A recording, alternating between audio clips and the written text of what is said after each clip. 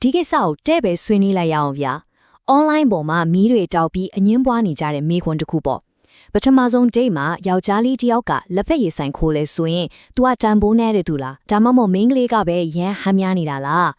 းဒီမိခွန်းကလေဒီနေ့ခေတ် dating scene မှာလူတွေတယောက်စီကနေတယောက်ဘာကိုမျှော်လင့်နေကြတယ်လဲဆိုတာကိုအများကြီးဖော်ပြနေတယ်ဆိုတော့ဒီကိစ္စရဲ့အရင်းမြစ်ကိုကျွန်တော်တို့အတူတူစဉ်းကြည့်ကြရအောင် ဟန်များတာဆိုတာကတော့ဟုတ်ရဲ့လားဒါမှမဟုတ်အခြေခံကြတဲ့လေးစားမှုနဲ့ထေသွင်းစဉ်းစားပေးမှုကိုတောင်းဆိုတာမျိုးတော့မဖြစ်နိုင်ဘူးလားဘာလို့လဲဆိုတော့တစ်ဖက်မှာလူတွေကလက်ဖက်ရည်ဆိုင် date ကိုချွေတာရရောက်တယ်ပေါ်ပေါ်ပါပါလေးပဲလို့မြင်ကြပေမဲ့နောက်တစ်ဖက်မှာတော့ဒါဟာလုံးဝကိုစဉ်းစားမပေးရရောက်တဲ့လွတ်ရက်တစ်ခုလို့မြင်ကြပြန်ရောအဲ့တော့ဒါကပိတ်ဆန်ကိစ္စတစ်ခုတည်းမဟုတ်တော့ဘူးလေကိုကအစကတည်းကဘလို့ message မျိုးပါနေတယ်လဲဆိုတာနဲ့ပို့ဆိုင်သွားပြီ ဟုတ်တယ်လေဒီကောယောက်ျားလေးတွေရဲ့ဘက်ကအမြင်နဲ့အရင်ဆုံးဆက်လိုက်ရအောင်ဘာလို့လဲဆိုတော့ဒီနောက်ွယ်မှာအရင်ကရှင်းလင်းတဲ့ strategy တစ်ခုရှိနေလို့ပဲလက်မဲ့ရေးဆိုင်ဆိုတာရွေးချယ်စရာတစ်ခုတတ်မဟုတ်ပဲဘာကြောင့်အကောင်းဆုံးနဲ့အစမအဖြစ်ဆုံးရွေးချယ်မှုဖြစ်နိုင်ရတာလဲဆိုတာပေါ့ ဘာလို့လဲဆိုတော့ယောက်ျားလေးအများစုအတွက်ဒါဟာ ultimate filter တစ်ခုချက်နေလို့ပဲကိုနဲ့တကယ်တမ်းချိန်တွေ့နေတဲ့သူကဘလူလူစားလဲဆိုတာကိုအယိုးစင်းဆုံးတဲ့အန်ဒီရဲ့အကင်းဆုံးနည်းနဲ့ရှာဖွေတွေ့ရှိနိုင်တဲ့နီလန်တစ်ခုလေလူတယောက်ကတာမန်ပပပနေရာလေးတစ်ခုမှာတော့ကိုနဲ့စကားကောင်းကောင်းမပြောနိုင်ဘူးဆိုရင်ဒါကအကြီးကျယ်တတိထားရမယ့်အချက်ပဲဒါဟာတကယ်စစ်မှန်တဲ့စစ်သွဲမှုကိုထက်ရောဝတ္ထုပစ္စည်းတွေနဲ့ဖြော့ဖြီးပြီးတာကိုပဲပိုစိတ်ဝင်စားတဲ့မိန်းကလေးတွေကိုချက်ချင်းစစ်ထုတ်လိုက်နိုင်တယ် ဟုတ်တယ်ဒါက reality check လောက်တာပေါ့ဗျာသူကကိုယ့်ကိုတကယ်စိတ်ဝင်စားလို့ဒီကိုရောက်လာတာလားဒါမှမဟုတ်အလကားကျွေးမိဈေးကြီးရဲ့ညစာကိုစိတ်ဝင်စားလို့ရောက်လာတာလားယောက်ျားလေးတွေကသူတို့ရဲ့လက်တွဲဖော်ဟာပထမဆုံး date မှာကြွားဝပြနိုင်တဲ့ highlight reel ကိုပဲလက်ခံတာမျိုးမဟုတ်ပဲသူတို့ရဲ့နေ့စဉ်ဘဝအစစ်အမှန်ကိုလက်ခံနိုင်ရလားဆိုတာကိုသိချင်ကြတယ်အစကတည်းကနှစ်ယောက်ျားက connection ကအစစ်အမှန်ဟုတ်မဟုတ်သိရအောင်လို့ပါ ဟုတ်ခဏလေးနေယုံစမ်းတတ်မှုဟာလားတကယ်ကြီးလားဒီကိစ္စကို main ကလေးတယောက်ရဲ့ဘက်ကနေလက်တွေ့ကြလေးကြည့်ရအောင်ဘာလို့လဲဆိုတော့အဲ့ဒီမြင်ကအရန်ကိုကြိုးကြီးလွန်းနေလို့ပဲပထမဆုံးချိန်ရွေးမှုတစ်ခုအတွက် main ကလေးတယောက်ဘယ်လောက်တောင်အားထုတ်ပြင်ဆင်ရလဲဆိုတာကိုရောသိကြရဲ့လားဒီနေ့အောင်ရောက်လာဖို့တက်ကိုပြောနေတာမဟုတ်ဘူးနော်ပြားများအားဖြင့်2နာရီလောက်အချိန်ပေးပြီးပြင်ဆင်လာရတာ makeup လင်းတာစပင်လုပ်တာအလိုက်ဖက်ဆုံဝစ်ဆုံကိုရွေးချယ်တာဒါတွေအားလုံးကသူ့ရဲ့အကောင်းဆုံးပုံစံကိုပြသနိုင်ဖို့အတွက်ပဲ အဲ့လောက်အားထုတ်ပြင်းစလာပြီးတဲ့နောက်မှဆေးကနေတဲ့စားပွဲခုံတွေစူညံတန်တီဆေးလင်ငွေတွေရှိနေတဲ့နေရာတကူကိုခေါ်သွားတာကစစ်မှန်မှုကိုစမ်းသပ်တာမဟုတ်ဘူးဒါကလုံးဝကိုမလီစားရရောက်တဲ့အဖြူမှုပဲဒါကသူ့ရဲ့အချိန်နဲ့အားထုတ်မှုတွေဟာကိုယ့်အတွက်ဘာမှအရေးမပါဘူးဆိုတာကိုတက်တက်ပြလိုက်တာနဲ့အတူတူပဲလေ ဒါကြောင့်ဒါကမင်းကလေးအတွက် filter မဟုတ်တော့ဘူးယောက်ျားလေးကိုယ်တိုင်အတွက် filter ချီသွားပြီသူ့မှာ social intelligence ဘယ်လောက်နီးပါးတဲ့ဆိုတာကိုအထင်ရှားပြနေတာမင်းကိုစံတက်လို့တဲ့ငါရဲ့စံတာကမင်းရဲ့တက်တောင်တက်တာရှိမှုနဲ့မင်းရဲ့အားထုတ်မှုတွေထပ်ပိုအရေးကြီးတယ်လို့ပြောလိုက်တာနဲ့အတူတူပဲဒါဟာသူ့ရဲ့ Saria နဲ့ပတ်သက်ပြီးအကြီးကျယ်သတိထားရမယ့် red flag ကြီးတစ်ခုပဲ ကောင်းပြီ okay အဲ့ချက်ကိုတော့ကြားပါတယ်အားထုတ်မှုဆိုတဲ့အချက်ကတော့မှန်ပါတယ်ဒါပေမဲ့နောက်တစ်ဖက်ကိုလည်းကြည့်ဖို့လိုလဲမလားဈေးကြီးပြီးဟန်များတဲ့စားတောက်ဆိုင်ကြီးတွေကတော့တကယ်ဖြစ်မှန်လားအဲ့ဒါကတော့ပြဿနာကိုဖြေရှင်းနိုင်လို့လား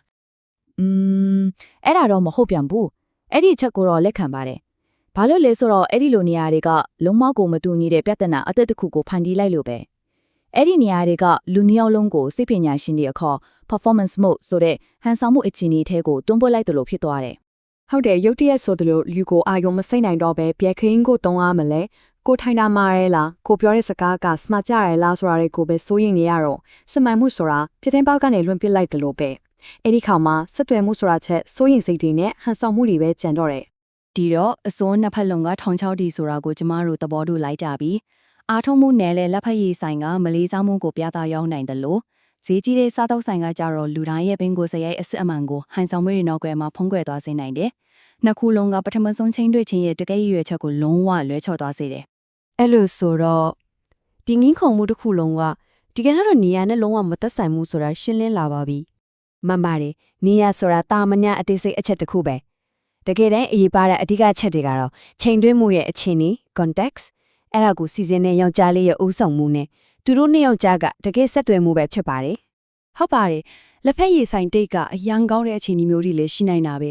ဲအခြေအနေမှန်မှုပဲလို့တာဥပမာမနစ်ခင်းလားအတူတူရှောက်ပြီးချိန်နှစ်ယောက်လုံးပေါ့ပေါ့ပါပါပဲဝတ်ထားတဲ့အချိန်မျိုးမှာကော်ဖီတစ်ခွက်အတူတောက်လိုက်တာကအရန်ကိုတဘာဝကြပြီးဆွဲဆောင်မှုရှိတဲ့အပြင်အမတ်မထင်ဖြစ်ပေါ်လာတဲ့ချစ်စရာကောင်းတဲ့အချိန်လေးတစ်ခုဖြစ်သွားနိုင်တယ်ဟုတ်တယ်အစောကပြောခဲ့တယ်ပဲမိန်းကလေးကခေါင်းဝအလိုက်နဲ့တောက်ဖင်နဲ့ပြင်ဆင်လာတဲ့အချိန်မှာ လမ်းဘေးကစိတ်ကက်ခုံတဲမှာတော့ထိုင်ခိုင်းတာကတော့ filter လောက်တာမဟုတ်တော့ဘူးဒါကရိုင်းဆိုင်တာတက်တက်ပဲ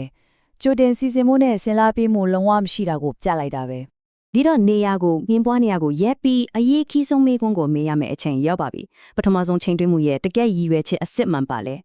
ရိုးရှင်းပါတယ်ပထမဆုံး date ဆိုတာ mission တစ်ခုလိုပဲလိုက်ဖက်မှုရှိမရှိနဲ့တန်ဖိုးထားမှုတွေတူညီရဲ့လားဆိုတာကိုအကဲဖြတ်ဖို့အတွက်ပါရည်ရွယ်ချက်ကအထင်ကြီးအောင်လုပ်ဖို့ဒါမှမဟုတ်စမ်းသပ်ဖို့မဟုတ်ဘူးတကယ်တမ်းစကားပြောနိုင်ပြီးတယောက်နဲ့တယောက်အပြန်လန်ရှင်းမှန်တဲ့ group ဆိုင်မှုကိုပြသနိုင်ဖို့အတွက်တတန်တတနဲ့လုံခြုံတဲ့ပတ်ဝန်းကျင်တစ်ခုဖန်တီးပေးဖို့ပဲဖြစ်တယ်။ဒါပေါ့အဓိကထားရမှာကငွေဘလော့ကုန်မလဲဆိုတာထက်ဘလို့အရေးအတွေ့ရှိတဲ့အတွေ့အကြုံမျိုးဖန်တီးပေးမလဲဆိုတာကိုပဲ။တန်ဖိုးရှိတဲ့လူတစ်ယောက်ကယောက်ျားလေးဖြစ်ဖြစ်မိန်းကလေးဖြစ်ဖြစ်နေရာတစ်ခုကိုရွေးချယ်တဲ့အခါဈေးသက်ထားလို့ဖြစ်စေဈေးကြီးလို့ဖြစ်စေရွေးချယ်တာမဟုတ်ပဲ။ကောင်းမွန်တဲ့စကားဝိုင်းတစ်ခုဖြစ်ဖို့နဲ့တစ်ဖက်လူကိုတက်ကြောင်တက်တာနဲ့တန်ဖိုးထားခံရတယ်လို့ခံစားရစေဖို့ဆိုတဲ့တခုတည်းသောရည်ရွယ်ချက်နဲ့ပဲရွေးချယ်တာပါ။ ကဲဒီလောက်အပြင်းထန်ညင်းကုန်ဆွေးနွေးပြီးတဲ့နောက်မှာကျွန်တော်တို့သဘောတူလို့ရတဲ့နောက်ဆုံးအနှစ်ချုပ်ကဘာတွေဖြစ်မလဲ ယောက်ျားလေးတွေရဲ့ဒါကတော့ဒါကပိုက်ဆံနဲ့လုံးဝမဆိုင်ပါဘူးကိုယ့်ရဲ့စဉ်းစားပေးမှုနဲ့ဒါထပ်ဆိုင်ပါတယ်ကိုယ့်ရဲ့ဥဆောင်မှုကြိုတင်စီစဉ်မှုနဲ့သူ့ရဲ့အားထုတ်မှုအပေါ်ထည့်သွင်းစဉ်းစားပေးမှုကသာဘယ်လိုစင်းလုံးမြတ်ထပ်မဆိုသူ့ကိုပို့ပြီးအထင်ကြီးပါစေမှာပါမင်းကလေးတွေအတွက်ကတော့နေရာကိုပဲတက်စမတီးကြည့်ပြီးမဆုံးဖြတ်ပဲအဲ့ဒီလူကိုအကဲဖြတ်ကိုစ조사တင်ပါတယ်သူ့ရဲ့စာရိတ္တသူ့ရဲ့ရည်ရွယ်ချက်နဲ့သူကကိုယ့်ကိုဘလို့ခံစားရစေတယ်လဲဆိုတာကိုအကဲဖြတ်သူကတက်တောင့်တက်တာရှိမှုနဲ့လေးစားမှုကိုပေးနိုင်ရလားဒါကနေရာထက်အများကြီးပိုတန်ဖိုးရှိပါတယ် ဒါကြောင့်အဆုံးမှာကျွန်တော်တို့အားလုံးမေးတဲ့မေးခွန်းကဘယ်ကိုသွားတဲ့လဲဆိုတာထက်ဒီပထမဆုံးချင်းတွေ့မှုမှာကိုကတစ်ဖက်လူအတွက်ဘလို့အတွေ့အကြုံမျိုးကိုဖန်တီးပေးနေတာလဲဆိုတာပါပဲအဲ့ဒါကတော့တကယ်ကိုစဉ်းစားစရာကောင်းတဲ့အချက်တစ်ခုပါပဲ